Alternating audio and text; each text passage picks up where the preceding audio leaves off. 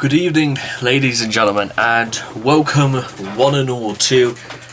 It's gonna be the way I'm gonna do this video. I'm gonna do this in like several sort of parts. This is technically what I'm gonna call the end of year sort of like roll of events, because, well, first off, what a miracle it was actually that, unlike my old chair, I can actually adjust the height of this one, and so it's going to make it a little bit easier just to be able to talk to the camera. I think like this is going to be a...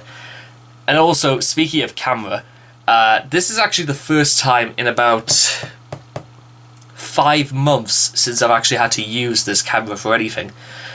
Because in the meantime, as some of you might remember, I actually bought myself a new camera, like this one here, that actually comes with one of those like added microphones and that. The microphone is actually really good for this camera in particular. It's just that there's no real indication about when the AAA battery runs out or anything, so I'm going to try and like utilize this one for either special occasions or whether I want to shake things up a bit. So maybe that's how it's going to be, but then again, all reliable here is always going to be sort of my go-to area to do videos, I should say. Now, where on earth do we begin? You know, at the very beginning of this year, I had the very foolish belief that we were going to be entering into the second Roaring Twenties. For those who don't know, the Roaring Twenties is a... excuse me. The Roaring Twenties was a term used in 1920s America, where everybody was getting rich, all sorts of technologies were being introduced, oh god almighty, well, I did this in history like nearly over 7 years ago. I should just, like that, remember what I'm talking about. The, was it like the pre-purchase system, or, buy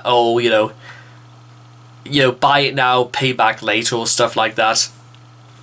When the Model T Ford was being mass produced, the first car in the world, the Model T Ford, to be mass produced, the pre-purchase system, buying, sharing on Wall Street and all that.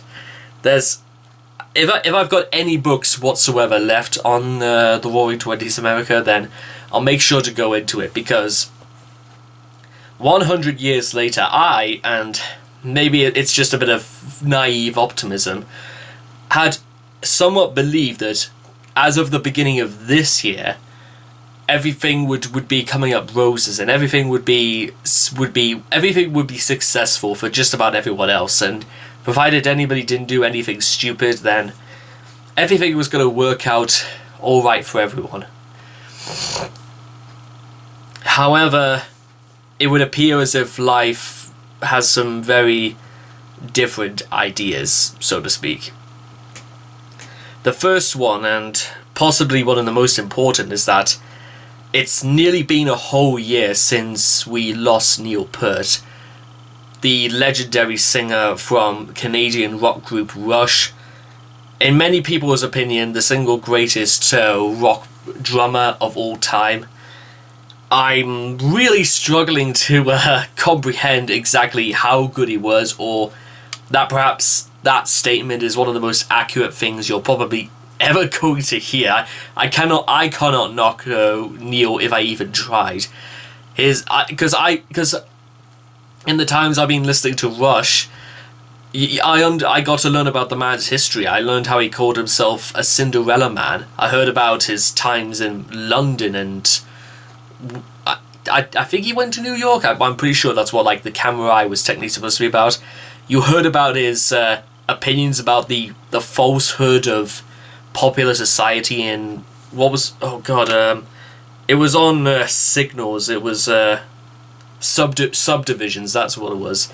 You would hear him call himself the modern day warrior in Tom Sawyer. You would hear him do these spectacular things, and I gotta be honest, I had the absolute time of my life listening to not only listening to Peart, but also listening to Lee and Lifeson.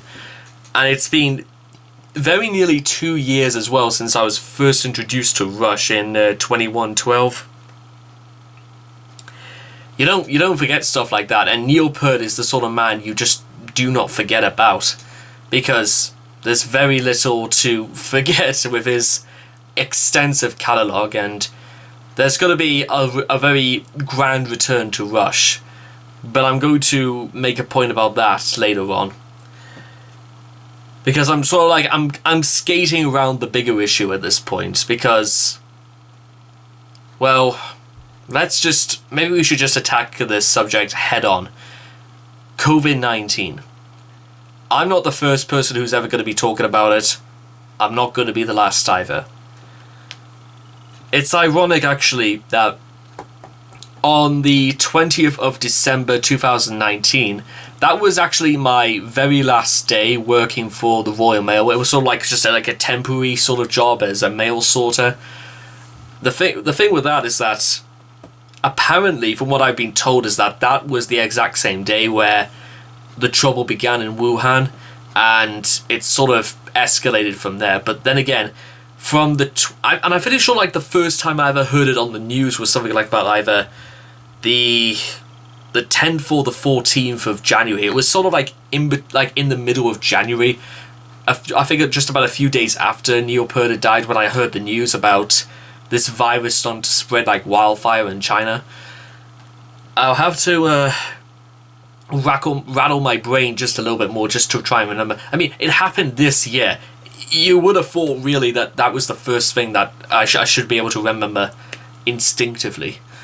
But it was definitely around about like mid-January where people were looking to the east and sort of like a little bit more concerned than before. Not that really people who are in charge of, like, let's say, newspapers or journalists claim to be anything but concerned. I mean, there was so... I know fine well that maybe even if we were more responsible, I'm not entirely sure how many more people we could have saved. But then again, it's saving people's lives. What's more important than that? It pains me to say that. I mean, I'm going to do you a favour, right? I'm going to do a little thing right now, guys. I'm actually going to look up what the figures are meant to be from today. Let's see. Today's, of course, Sunday the 27th, so Christmas Day. Apparently in the UK, 570 people died from COVID-19. Now, how accurate you really want to say these statistics are is entirely up to you, and you're more than welcome to it. It's just... If this is slightly less than accurate, then we might even have to take it as a precaution that it could be less or more. But then again, these are people's lives we're talking about here. Then of course you've got 744 on the 23rd, 574 on Christmas Eve, 570 on Christmas Day. Now 210 on Boxing Day, December 26th. It doesn't sound technically that much, but then again, from what I've been told is that they don't necessarily like add up every single figure on the weekends, which in my opinion that's complete BS anyway, because in times like these, and it might be that I'll never see anything quite like this for the rest of my life, is that it's what I like to refer to as a need to know situation. You've got to know exactly...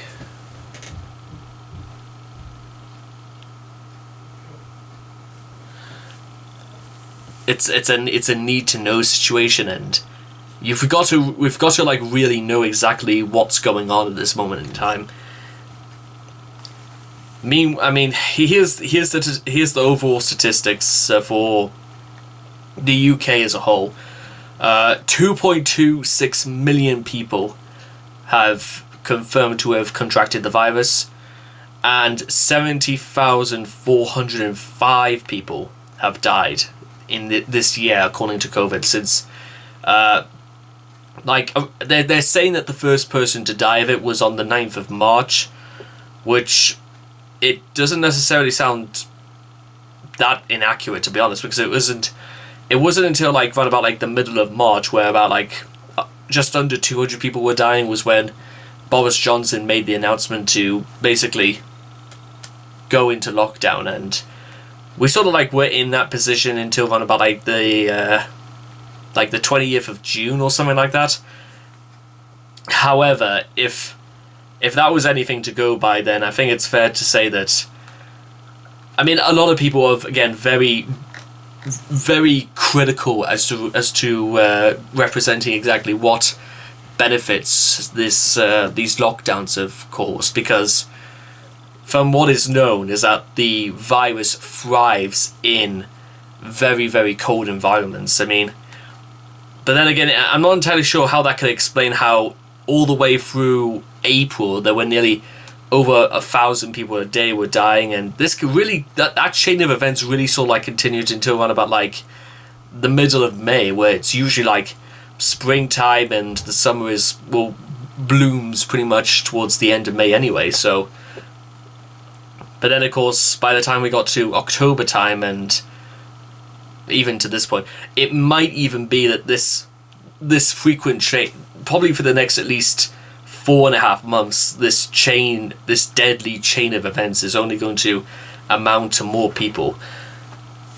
Because the problems I've heard about the vaccine are very, I don't want to necessarily say I'm not a very, listen, if you think I'm an anti-vaccine person, you could not be more wrong. The problem is, of course, how it's handled, how it's distributed, and who exactly is going to be, well, the first in line, i.e. people in care homes, NHS, health workers, people really on the quote-unquote front lines are going to be the ones, which in many ways I think that's pretty fair, all things considered. However, there have been numerous reports from what I've heard from several newspaper sources, is that not everyone is exactly telling the truth about how many people are getting the jab first, and because as far as my reckoning should go by, it's well over 3 weeks since apparently the first jabs have been issued out. Because apart from what I've been told is that you need to have 2 vaccines, one and then one again in 3 weeks' time, so that I think it's something to do with the fact that the dead strains of the virus have got to work its way into an antibody, sort of like. Do antibodies technically have like memory lobes or anything like that to detect when the? I know fine well it's got to do something like that, and then basically it's supposed to work its way from there. But you could obviously tell how insistent people have got to be if you've got to have 2 vaccines for this sort of thing. We've got to make sure that it's absolutely taken care of, because I gotta tell you, in this country alone, 70,000 people. I have to emphasize that again. That's just appalling. I have no other words to say for it. It's appalling, because if by my reckoning, if things were handled a little bit better, or if we were a little bit more conscientious in the things we did, I reckon the death toll could have been round about like 28,000 or possibly even 25,000. I don't think there's any reason on the top of my head I can think of that if people were properly taken care for and people went out of the way, because as we speak right now, people are spreading the virus, whether they realize it or not, having contacts with people in any which way, shape or form. All of these things are going to amount to spreading the virus one way or another. That's just devastating. There's no other word for that to say for that. I mean, if we want to do if we want to go one further, we'll do a worldwide scale. Cases, 80.5 million people worldwide. I mean, the United States, India, Brazil, Russia, France. Obviously, those nations were going to be heavily impacted because of just of how big they are on the planet. France, from what I've been told, France actually has quite a large number of a much higher infection rate, especially in places like Paris or Florence or Brest or Calais or stuff like that. 45.5 million have said to have recovered from the virus, but then again, the virus can just infect people again. So how accurate we want to say recovered truly is as a statement is something we've got to like take at just a wee pinch of salt. And apparently 1.76 million people worldwide have died as a result of the virus. Now, let me put this in. I'll phrase this again. Whether or not that's anything close to accurate, whether you want to say 1.76, 2 million people have died, I think we all what this really sort of like tells me is that, irregardless as to what I think what I think the truth of this really is that what I think is that hundreds of thousands of people have died, and if we don't do anything more drastic, or we don't do anything more alarming to really hammer this point in, because this is a point that's really got to be emphasized, more people will die, and the vaccine will have absolutely no effect, and we could be having this problem for years. The only other thing I can think of is that when it comes to people like me, for example, who are young, healthy, I say healthy with a bit of a slight squint more than anything, but people whose systems who can respond to diseases and viruses a little bit faster than those of the older generation, that might be the only real saving grace here. But again, what difference really that makes is something that's got to be seen. In many ways, you could probably say that people like me are just basically large cruise liners for the virus, because if it's not going to infect me, then it's going to stick to me, and I could be spreading it like wildfire as we speak. I mean, it's not necessarily without. It's not so much. We shouldn't take that as something that's not impossible to consider, is what I'm trying to say. Now, really, listen, I could go on for the next 2 hours of.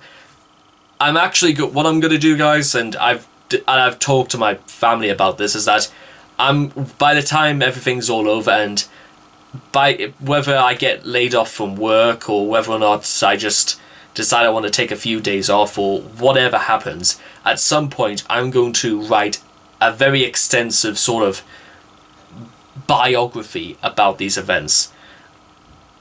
Well, no, technically autobiography would technically be the right term. It's specifically on this period of the 21st century. From when I graduated university to round about this day, or whenever things are slightly under control, because realistically this entire year for me can be split into two parts: when I've been out of work and when I've been in work. The 6.5 months when I've been out of work have amounted to me basically making videos, doing things, everything to sort of like push my little one-man boat as far out to sea and as to catch as many fish as possible. And unfortunately, I think we all kind of know what happened as a result. Bollocks anyway to that.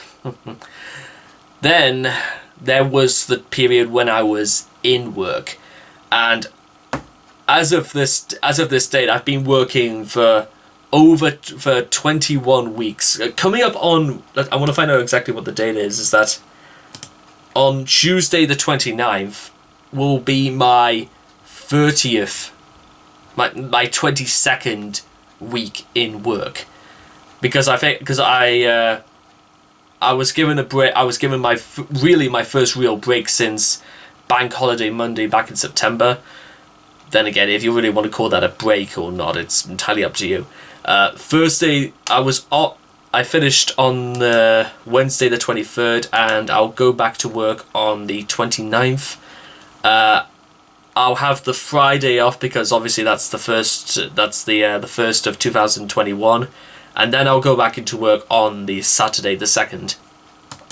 Because as far as I'm concerned, work is still open on Saturdays, which I sign up for because obviously it's a great deal of money I get anyway, but it's even extra more money, and it means that I could go to work, I could work on my own projects, I can do what I'm paid to do, and that's all right by me. Now,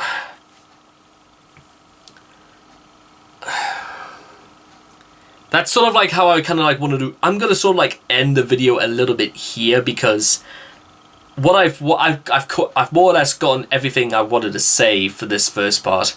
I wanted to sort of like emphasize that in a very general overview about what's been happening this year. So like the major topics. I mean, hell, at the very beginning of this year, we were led to believe that Iran was going to bomb the hell out of the US because of the assassination of a general or colonel, I believe it was. And there were plenty of people running around on the internet calling this World War III. You wouldn't think that happened this year with how dominant COVID has been, and its effects have tainted pretty much any sort of enjoyment anybody might have had this year. However, I would like to make a certain comment about what quote-unquote you can call enjoyment, because it's not all been too bad. I mean, the important thing is that we still have each other, and even though we can't see each other, we can't, do shake hands or anything like that.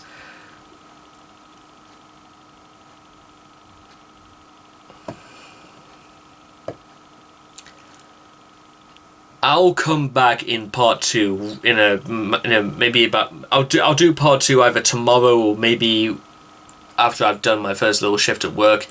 I'll come back to you guys and I'll inform you about what's going on. So stay tuned for part 2 of my little the rewind of 2020. Hello once again, ladies and gentlemen, and welcome back to part 2 of my sort of rewind for the year of 2020. Now, we are on December 29th. We are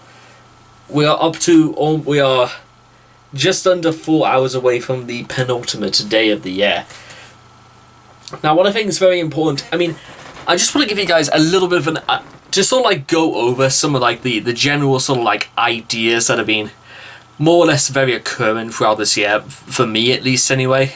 I better just like explain to them because I think they can best be summarized by what's happened today. So, it was my first, I got like a minimum of like 5 days off because of, I was off on Christmas Eve, I was off on Christmas Day, Saturday, Sunday, and obviously since Monday was a bank holiday Monday, I was back into work on the 29th. Now, I'm not denying it was to be honest, I had kind of like a little bit of a mixed reception when it came to Christmas this year.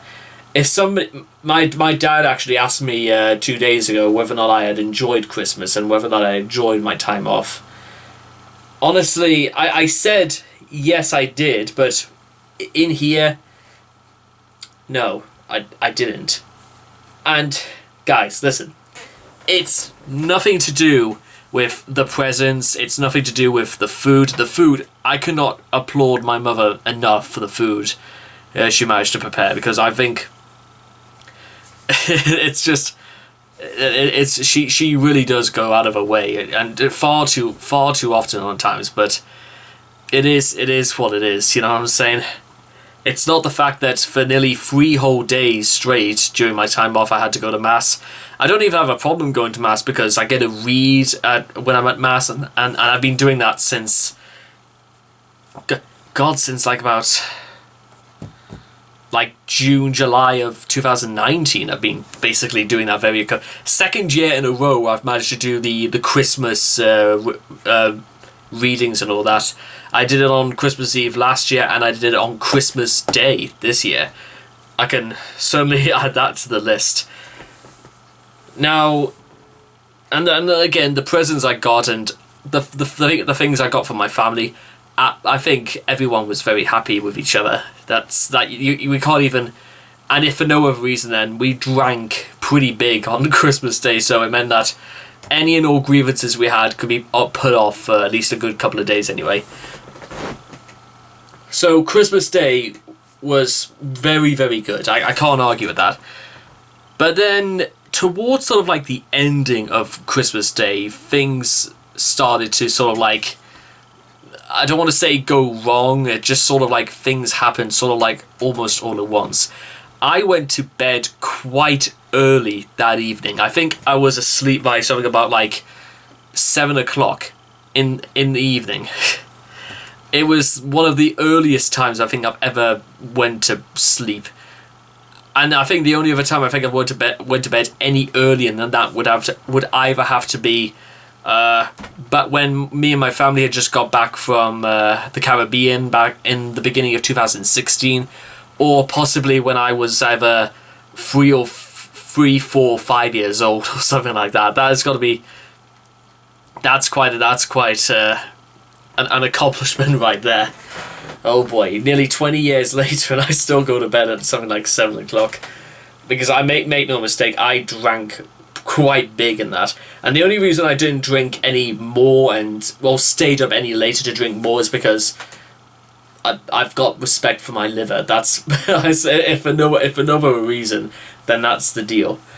So what happened a few days after that is that I didn't really eat that much over the next couple of days. I mean, we sort of like we all scattered round and had one like big sort of like dinner made of like the scraps of the last few days, and whatever we just decided to cook like bullabons or whatever they're called. What was left of the chocolate torte. There's all sorts of things. Like it was a little bit of a party sort of like feast. And then so that was Boxing Day. Sunday, however, I cannot even recall if anything substantial happened whatsoever on Sunday, because I didn't really do a great deal. I went to mass on Sunday morning, and then I sort of like did some things, but I wish I could remember what they were. And then I went to sleep at something about like 2:15 in the afternoon. Woke up at about 7:30, still basically having as much as like a small bit of meal, a very small meal before this. Didn't have anything that evening, and I didn't get to. Well, I got into bed at something like about like 2 in the morning because. Well, the problem is that when you like sleep for nearly 6 hours during the daytime, you're absolutely no way going to sleep that evening. And I know that because I couldn't actually remember getting to sleep on Monday morning. I just remembered like lying in bed, a little bit quite cold actually, especially for this time of year, and just sort of like rolling from side. I was bored out of my mind. I was so bored that I couldn't even force myself to become tired. That was just really something. That I could say that much. It was something that happened. So let's just go over this logically just a little bit more, just to sort of like. So when like Bank Holiday Monday came around, everyone was sort of, and this is the point where I feel like I'm not entirely sure Christmas is as good as I try to make out to be, because all I remember was that everybody was kind of just a little bit bored. I mean, everyone was still enjoying this stuff and all that, but everyone was kind of like wanting to get out of the house because, well, and that's the whole thing about this. It wasn't the same sort of like Christmas without having relatives around the house and all the rest of it. And I'm pretty sure a lot of people are also feeling that at this moment. And it's one of those things where you're told constantly that this is going to happen, and even though you sort of like nod and sort of like understand that this can't go ahead, and maybe part of you knows that this can't go ahead, when the reality sets in and when the day arrives and it's a very, very different story altogether. And that's something that kind of like bothered me quite a bit during the last few days. Not so much that I didn't have people to talk to, but in the flesh, be able to talk to people face to face, not through a screen, but in person. That was a very difficult sort of like thing to grasp, and I've had my problems with that sort of thing throughout this year, but so like it's not so much that I wasn't prepared for when Christmas Day was going to come around, despite the fact that I was. You now understood exactly what it means to not see relatives, family for months on end. But only because people could possibly see that this was a trend that was going to continue. It wouldn't escape my notice that this time next year, in 2021, when my eventual takeover of the internet will be only a few days from taking place, but everyone will be still cooked up inside and will be basically repeating the same story of this year. And I'm only saying this is because if the virus was... There have been numerous stages throughout this year where the virus has been completely out of control, and in fact, you might even want to say that the virus has only been out of control in the first place because we've let this get out of hand. Because I think it was on Monday, 41,000 people were infected, which was something of a record set in England. Not the United Kingdom, not Northern Ireland, Scotland, Wales, just England alone. And apparently from what I heard today, it was 54,000. I'm actually going to go onto Google right now just to find out exactly what's been going on. 744 deaths on the 23rd, 570 on the 25th. What's the... yesterday, 357, but the sort of like chain of events insinuates that this could double by tomorrow to be over, maybe possibly even 800. We still haven't really gotten that much close to surpassing the 1,224 set on the 21st of April. But don't hold your breath that it won't, because again, you just kind of like have to emphasize this for 71,000 people in the UK. 70. How can you even begin to process? I mean, it's an extremely ongoing story. Yes, that's obvious, but how can you even begin to process 71? If anything, it gives you an idea to just how many people do die in 1 year. I mean, is there even... I want to find out if there's anything... I'm going to do a little bit of an experiment. Let's just see if they do release these. Cancer UK deaths 2020. I think I have to go on like the Office for National Statistics. Influenza, no, they don't give out not information like they would do for COVID. That's...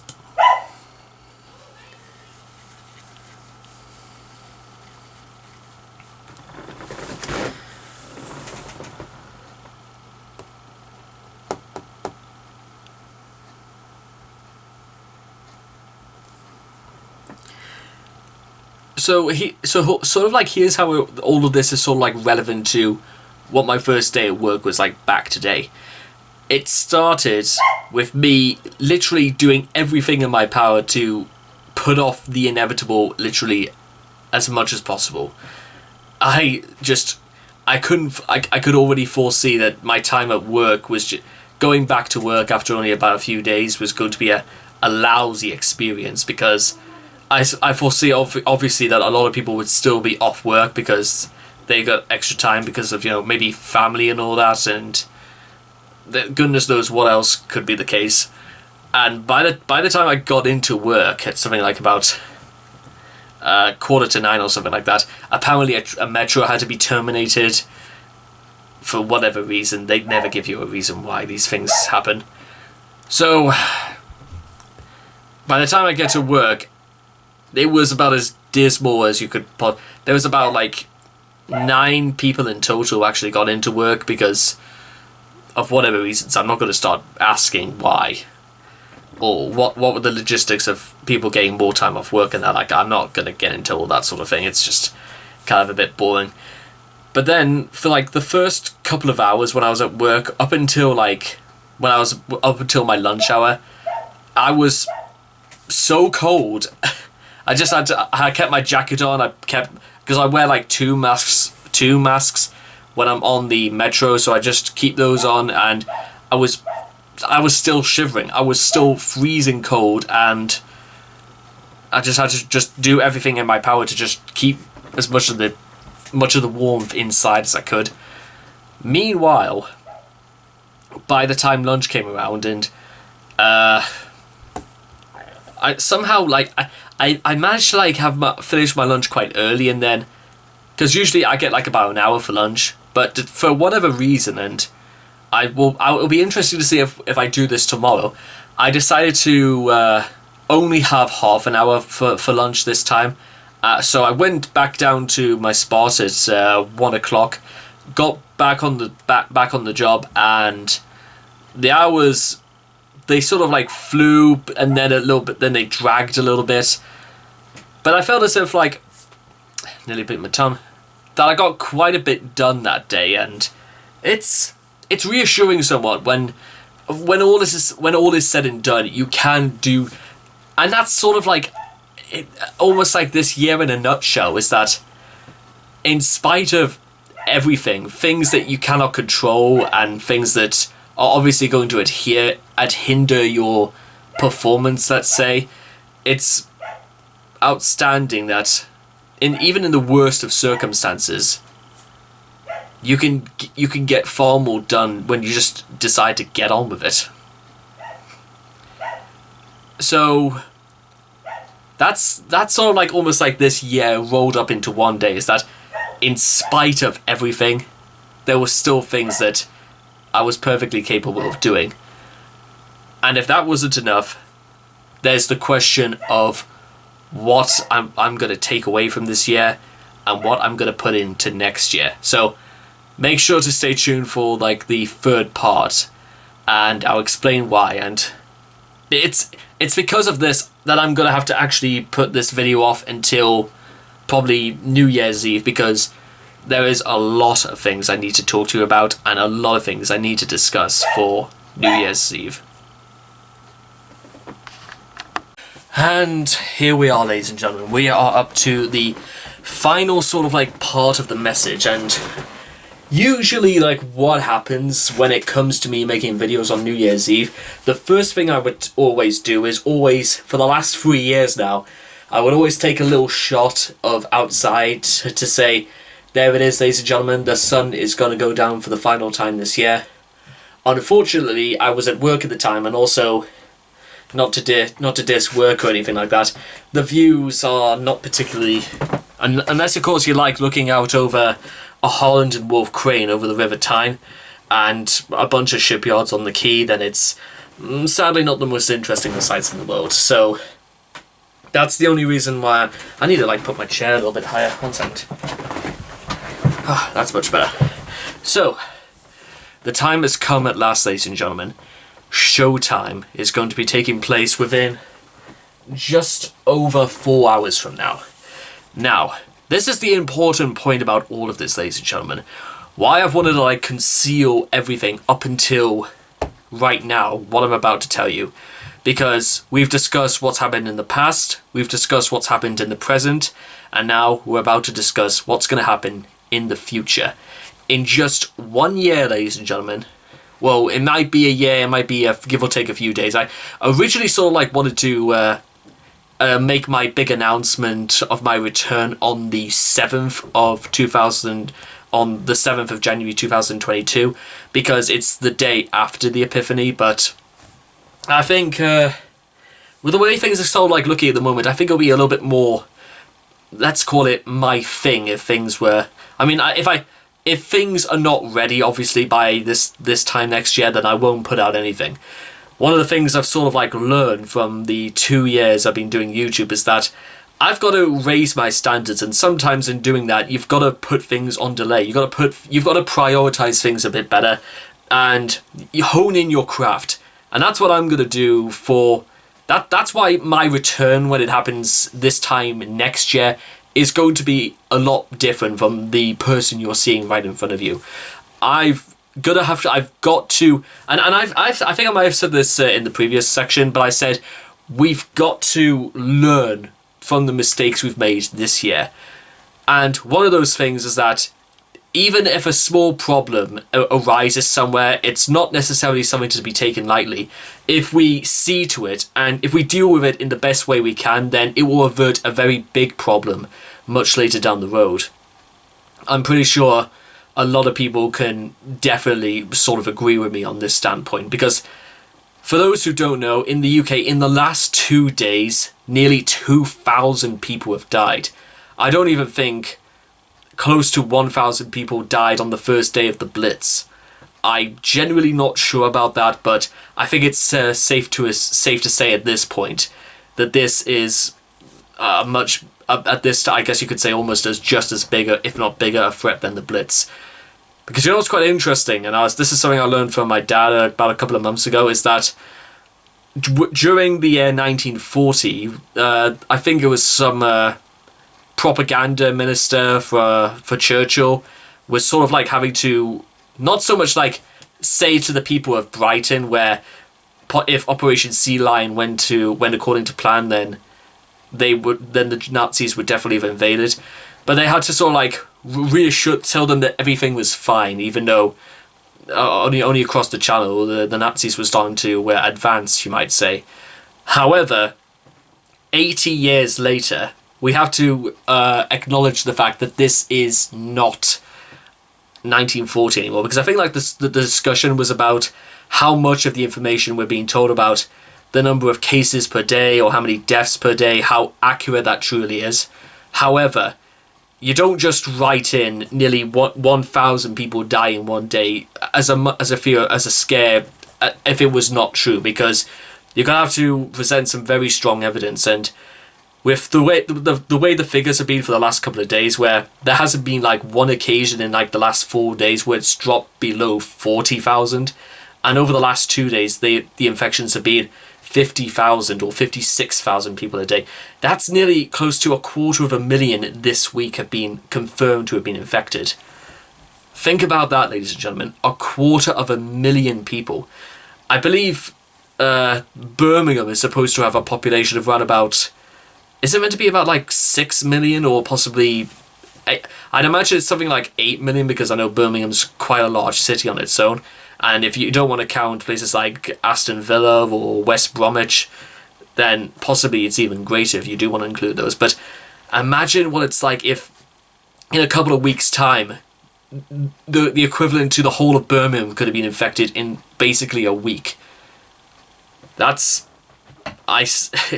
more concerning than it sounds. And if we don't do something extremely drastic, I mean, the tier system, I'm not entirely sure whether or not you could have kept deaths down if you wanted to introduce tier 5 or tier X or tier XL or anything like that. I'm really, not that I necessarily want to disagree or agree with Boris Johnson's decisions too much, because I have to like concede that there's only really so much he can technically do. But then again, what we can do, and I'm not gonna blame Johnson for my inadequacies. I'm not going to do that. So I'm not going to do the blame game here. But what we've got to do, and I say we because, in fact, actually, I've got an idea. Let's start with I. What am I going to do to keep people safe, to keep myself safe? Is simple. Protection on my hands, wearing gloves. I wear two. I've mentioned this before, but I wear 2 masks when I travel to work. Basically, if people are going to come close to me, I'll try and huddle closer in my seat, or find somewhere that's absolutely at least 3 meters away. I'm not entirely sure if I agree with the whole 2 meters thing, because I reckon the distance should be a lot further than that. But again, this is I don't claim to have claustrophobia problems, but I think that's a little bit, for me, a bit safer. Just, you gotta, be rather safe than sorry, as they say. Now, sort of like moving away from that right now, because what I've had prepared for about the last few hours are my New Year's resolutions. And I mean... One second.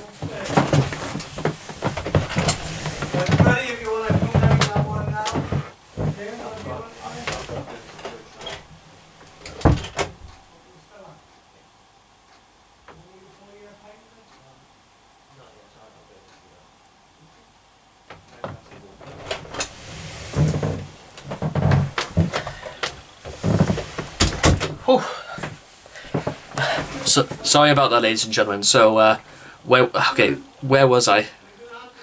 When I was doing my preparations and all that, the thing I've got to... I can't do this. I'll just let them finish.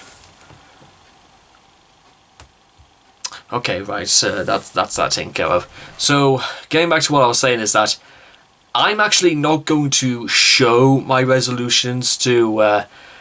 If I'm going to show my resolutions to anyone, they're going to be a very select number of people. People I actually want to show what exactly I'm going to do. It will not amount to anything more than about 2 or 3, possibly just 4 people at the very most. Now, the reason why I'm doing that is because the list is very, very extensive. There's lots of details there that I would have to spend hours just trying to explain my motives. And finally, when all this is said and done, you guys will be able to see the results firsthand. Which brings me on to bless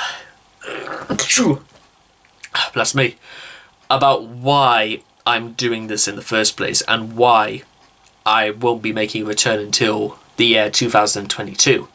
That's because, ladies and gentlemen, as of tomorrow, I'm going to be embarking on my second most highly ambitious project since leaving university in July 4th, 2019. That is Operation Atlas Rising, aka 1K, 1 day. It's the invasion angle done right. It is space invaders, but the invaders win. It will be the Titanic, but the Titanic literally kills everyone. I didn't mean it quite like that, but like James Cameron's Titanic. That's the thing I was going to say. Now, what's like one disaster movie? It's like Sharknado, except it feels somewhat more competently done. Twister, for example, is more competently done than Sharknado. Wow, like I was doing so well in trying to I was doing so well to address myself in a pretty serious manner, but then again, I just trail off. That's something I better just add that to the list just in case. I've got to keep my story straight and know when and where to just keep my mouth shut, you might say. I'm sorry, it is what it is, but you know what? It's something I've just got to work on, and can't say any really more than that. Now, the whole point of 1K 1 day and what's going to be happening in 2022 is that will be the year where I will completely take over the internet. I will produce so much content that there will be no way, shape or form that anyone will be able to take their eyes off it. Now, with that being said, it'll all depend on execution. I know in the back of my mind that what I've proposed and everything I've laid out for my resolutions for Atlas Rising, everything is doable. I've made that, and I cannot emphasize enough about how much I mean that is doable. The only concerning factor going into this is what's going to happen when the day comes, everything is put out, and the fire is... There's no fire. There's no spark. Everybody just kind of like ignores it. In fact, I've met this to such an extent that what I've decided to do is that once Atlas Rising is underway, I'm going to turn off all notifications on my emails, on my to just about everything I have access to, and I won't be turning it back on again until my 24th birthday on the 31st of January 2022. So when that time comes and I check to see what's happening, that is going to be the testament, you might say, as to what my whole year of work is going to amount to. What does it mean when I've made a project like this and I've delivered? But will people be hesitant? Will they be proud? Will they be happy or anything like this? We're going to have to wait and see for when that happens. But I'll certainly say this much, ladies and gentlemen. I know fine well this year has had some ups and downs. For me, from my point of view, it's been nowhere as near as bad as some other people might have had this year. And my heart definitely goes out to all those who've struggled, who've lost relatives, jobs, livelihood over what's been happening this year. But just because that's happening does not mean that I should feel in any which way. And I'll emphasize this instead. It shouldn't be me. You, ladies and gentlemen, out there should not feel in any which way discouraged to not go out there and not to do something miraculous. I've learned through pretty harsh experience that even when you feel as if like you're completely stuck, when you're worried and scared that you have absolutely no clue about where you're going in life, because I'm still, about a couple of weeks ago, I was in that position myself. I felt as if like there was no real direction in my life. But what I'm going to do, ladies and gentlemen, and I'll make sure to come back to this video next year, I think it'll be a testament to all of us just to work out if everything is true and if all these rumors and the speculations you guys might be having about exactly what I've put myself forward to doing a resolutions, we're going to see what happens. The question I've got to ask myself is this: do I really want to do what I'm about to do? If I understood the risks, if I understand the strain it could have on me physically, or the strain it could have on me mentally to do all this work, will I burn myself out? Will my brain or my heart or lungs implode or explode with what's going to take place? Well, learning from previous mistakes and that would strongly suggest that I'm not about to screw up twice.